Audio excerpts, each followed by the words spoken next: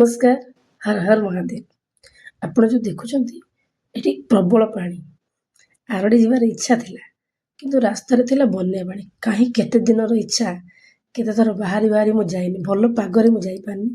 କିନ୍ତୁ ଆଜି ମନରେ ଗୋଟେ ନିଶ୍ଚିତ ଇଚ୍ଛା ଆସିଲା, ଯେତେ ପାଣି ହଉ। ରାସ୍ତା ଦେଖିଲେ ଡର ବି ଲାଗୁଥିଲା। କିଛି ଲୋକ କହିଲେ ଏତେ ପାଣିରେ ଆରଡ଼ି ଯିବା ଦରକାର କ'ଣ, ହେଲେ ମନ ମାନିଲାନି। ସେମାନେ କାହିଁ ଜାଣିବେ, ଭକ୍ତି ଆଉ ଭକ୍ତ ଭିତରେ ବହୁତ ଫରକ ଥାଏ। କାରଣ ଯେତେବେଳେ ମନରେ ଆଖଣ୍ଡଳମଣିଙ୍କ ଦର୍ଶନ ଇଚ୍ଛା ଥାଏ, ସେତେବେଳେ ରାସ୍ତା କେବେ ବି ବାଧାଟା ଛୋଟ ଲାଗେ। ବନ୍ୟା ପାଣି ଆମକୁ ଅଟକେଇ ପାରିବନି, କିନ୍ତୁ ଆମକୁ ଦୃଢ଼ ମନୋବଳକୁ ଅଟକେଇ ପାରିବନି। ଭୟ ତ ନିଶ୍ଚିତ ଥିଲା, କିନ୍ତୁ ଭୟ ଠାରୁ ଅଧିକା ଭକ୍ତି ଥିଲା। କଷ୍ଟ ଥିଲା, କିନ୍ତୁ ତାଙ୍କ ବିଶ୍ୱାସ ଠାରୁ ଅଧିକା ଥିଲା। ରାସ୍ତା ବହୁତ କଠିନ ଥିଲା, କିନ୍ତୁ ମନରେ ଇଚ୍ଛା ଦୃଢ଼ ଥିଲା, ମୁଁ ଯେମିତି ହେଲେ ଯାଇକି ବାବାଙ୍କୁ ଦର୍ଶନ କରିବି। ଲୋକମାନେ ସାଥ ଛାଡ଼ିଦେଲେ, ଲୋକମାନେ ହାତ ଛାଡ଼ିଦେଲେ, କିନ୍ତୁ ମୋ ଭକ୍ତି ମୋ ହାତ ଛାଡ଼ିଲା ନାହିଁ।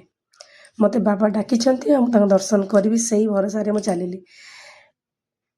ଆରଡ଼ି ଠାରୁ ରାସ୍ତା ବହୁତ ଭଲ ଥିଲା, କେବଳ ଆରଡ଼ି ପାଖରେ ହିଁ ବନ୍ୟା ପାଣି ପଶିଥିଲା। ତ ବହୁତ ଭଲରେ ଯାଇକି, ଏତେ କଷ୍ଟ ଭିତରେ ଯାଇକି ମୋ ବାବାଙ୍କର ଦର୍ଶନ କଲି। ହର ହର ମହାଦେବ।